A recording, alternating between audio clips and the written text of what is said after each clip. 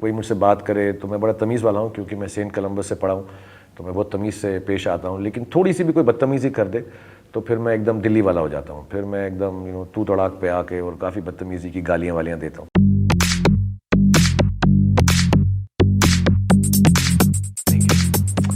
I think Anushka ना जानवरों से बहुत प्यार करती हैं और सफाई से भी बहुत ज़्यादा प्यार करती हैं। तो वो हमेशा यही एडवाइस देती रहती हैं कि एनवायरनमेंट और जानवरों को कैसे अच्छी तरह से रखा जा सके। So I think she is the best advisor for environment and very good and heartfelt. वो कभी भी, अनुष्का की सबसे अच्छी खासियत ये है कि वो कभी भी कोई भी चीज़ बिना दिल के नहीं बोलती, तो उसको जानवरों से बहुत लगाव। कटरीना को हर चीज़ के बारे में सब कुछ मालूम है, स्पेशली फिल्म मेकिंग और लाइटिंग के बारे में। कटरीना से आपको मालूम है एक चीज़ होती है DI, जो फिल्म जब तैयार होती है तो उसके कलर्स वगैरह ठीक करते हैं, जो मुझे आज तक समझ नहीं आई। कटरीना को फिल्मों के बारे में सब कुछ पता है। आप कटरीना को सीन सुनाएं, वो आपको बताएंगी कि कैसे नहीं होना चाहिए। आप उसको ऐसा होना चाहिए, वो कहेंगे बिल्कुल नहीं, ऐसे होना चाहिए। She is got advice in everything, but she is too lovable and too sweet, और उसकी एडवाइस भी जो है दिल से आती है, तो इसलिए you can't take it wrong. Anand Rai साहब खाने में एक्सपर्ट हैं, और वो उनका ऐसा लाइफ के अंदर ये ड्रीम है, मेरे को लगता है कि कलर येलो हलवाई की दुकान एक खोल लें। वो सबसे ज़्यादा खुश रहेंगे। He is an expert in kulcha, in bhatura, in kebabs, in chicken, in dal, in chawal, in प्याज, इन रोटी, कोई भी कहीं पर भी। कई बार आनंद साहब मुझे फ़ोन करते हैं रात को 3 बजे, सर एक बड़ा अच्छा आया दिमाग में, बहुत अच्छा आया दिमाग में। कह रहे हाँ सर बोलिए, वो जो सीन कल करें। सीन नहीं सर, वो तो ठीक है, आज ना मैं सोच रहा हूँ जलेबी मंगाऊंगा सेट के ऊपर सर, क्योंकि हम चेंबूर के पास शूट कर रहे हैं। ही is an expert in food. He should have his own show, master chef and a master tester. आप चक दे जैसी पिक्चर क्यों नहीं करते? आप स्वदेश जैसी पिक्चर क्यों नहीं करते? क्योंकि मैं वो पिक्चरें कर चुका हूँ, तो फिर से वही पिक्चर करता रहूँ, वही पिक्चर करता हूँ, तो बात हुई है। मेरे को पहला चेक मिला था 50 रुपये का, I think, if I am not mistaken. Pankaj उदास साहब का कॉन्सर्ट था, तो उसमें मैं अशर था श्री फोर्ट ऑडिटोरियम दिल्ली में, तो मुझे 50 रुपये का चेक मिला था, जो मैंने लेकर आगरा ताजमहल मैंने देखा नहीं था, तो मेरे 3 दोस्त और मैं, हम आगरा चले गए थे, क्योंकि हमने ट्रेन का टिकट किया, तब सस्ता था, और वहाँ पे हमने पिंक रंग की लस्सी पी, जिसके अंदर एक बम्बल बी थी। फिर वो मेरे गले में अटक गई, और वापस आते हुए मैंने बहुत थ्रो अप किया। तो मेरा ये 50 रुपया जो है बहुत महंगा पड़ा मुझको।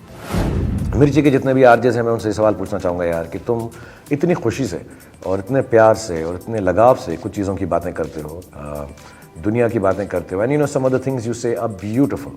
उस अकेले कमरे में बैठकर मैं तुमसे सवाल नहीं पूछना चाहता, मैं सिर्फ तुम्हारा धन्यवाद करना चाहता हूँ सारे आरजेस का, 60 of them. You guys are wonderful and I love you very much for making our days, afternoons and evenings so blissful and so happy. मैं एक बार, मेरे गाड़ी का टायर पंक्चर हो गया था, और मैं ड्राइव पर था। मैं जगह नहीं बताऊंगा, क्योंकि अगर किसी को मालूम पड़ गया वो पकड़ लेंगे मुझको अभी भी, सालों बाद।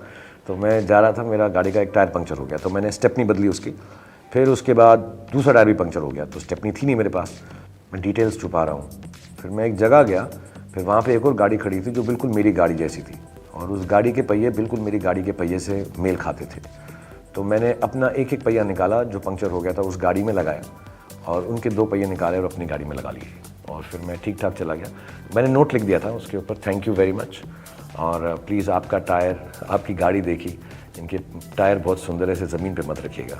ऐसा छोड़कर मैं चला गया था, but that's a really wrong thing. मैं डेस्परेट था यार, उसके बाद मैं कभी ऐसा नहीं करता। वो दिन और आज का दिन, बिकॉज ऑफ टाइमिंग, मेरी बेटी है जो लंदन में पढ़ रही है, तो उसका वक्त बिल्कुल सही होता है। वो 8-9 बजे पैकअप करती है, खाना वाना खाती है, अपने रूम में आती, so I can speak to her. So my daughter is my 2 AM friend. उससे ज़्यादा लेट हो जाए तो मेरा बेटा LA में 5-6 बजे वो मुझसे बात करता है, और फिर 7 बजे सुबह 7 AM फ्रेंड, क्योंकि मैं रात को सोता नहीं हूँ, तो I need many friends from 2 AM to 7 AM in the morning. सुबह 7 बजे मैं अबराम के साथ, 5 बजे आर्यन के साथ, रात को 2 बजे सुहाना के साथ। मैं सब जवान लोगों को ये कहूँगा कि यार, कोई भी तुमको ये बात बोले कि you know money is not important, money can't buy you happiness, ये सब बातें जो है ना, ये तकियानूसी, और जो बोलते हैं अच्छे दिल से बोलते होंगे, but I tell everyone, don't become a philosopher before you are rich.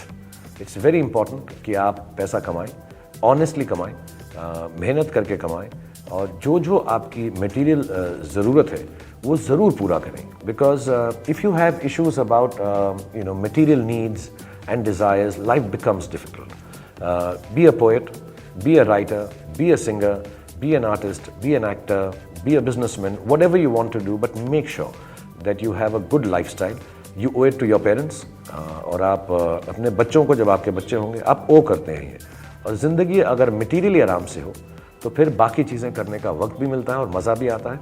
लेकिन मटीरियल से इतना मत जॉइन अप हो जाओ कि ज़िंदगी में और चीज़ें ना करो। So earn but don't live for only earning, but do earn so you have a good life. Actually Baua Singh जो है, मुझे लगता है गाड़ी को चलाते ही नहीं है। उन्होंने रखे हुए हैं 2-4 शोफर, बहुत अमीर है मेरठ के वो, तो वो ज़्यादा तकलीफ में आएंगे नहीं। और अगर कभी गलती से पकड़े भी जाएंगे तो वो यही कह देंगे, बच्चा समझ के माफ़ कर दो मुझको, मैं तो अंडर एज हूँ, मुझको जेल मत ले जाओ, गलती होगी अंकल, गलती होगी अंकल। आई एम श्योर बउआ जो है उनको पटा सकेंगे। बेंगलुरु में थोड़ा कन्नड़ में पटाना पड़ेगा उनको,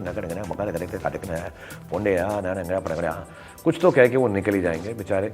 और कुछ और अगर नहीं होगा उनसे तो वो इतने छोटे हैं, छुप जाएंगे।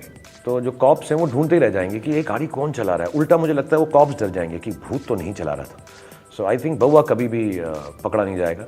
और जैसा मैंने कहा यार, उसके पास अपना शोफर है, बहुत अय्याश सा आदमी है, वो खुद गाड़ी वैसे चलाएगा ही नहीं, एकदम दादागिरी से बिग बिजनेसमैन की तरह पीछे बैठ के जाएगा। आई थिंक बातचीत करने के अंदर, और मुझे जो है ज़्यादा दिल्ली वाले बोलते हैं शोशागिरी, ज़्यादा समझ नहीं आती।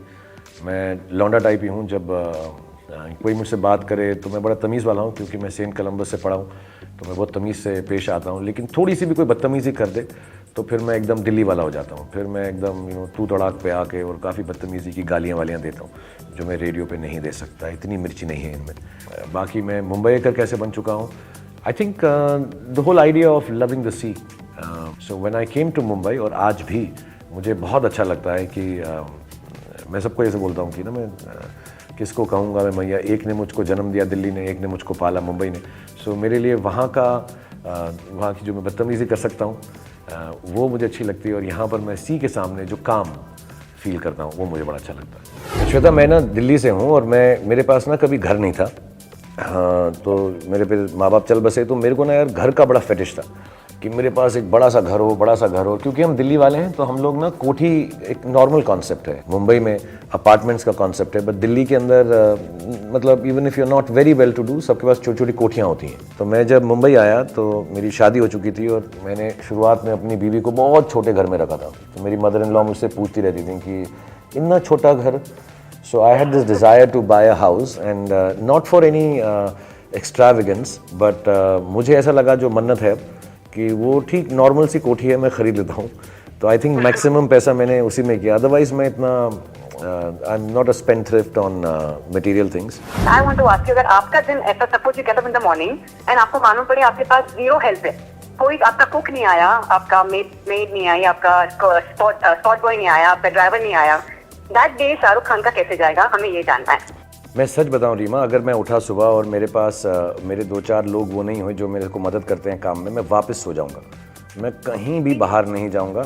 मेरे एक भाई समान है, बंगाली उनको हम बोलते हैं, वो मेरी बहुत मदद करते हैं हर चीज़ में। 1-2 बार ना वो कभी कभी नहीं आते, उनकी बेटी की शादी थी या कुछ, तो मैं बिल्कुल पागल सा हो जाता हूँ। मैं बिल्कुल पागल हो जाता हूँ। मुझे कपड़े पहनने नहीं आते, मुझे खाना खाना नहीं आता, तो मैं काफ़ी एट लॉस हो जाता हूँ। मैं बहुत स्पॉइल्ड हूँ, मैं बहुत ज़्यादा स्पॉइल्ड हूँ। लेकिन ना मेरी नीड्स कम है।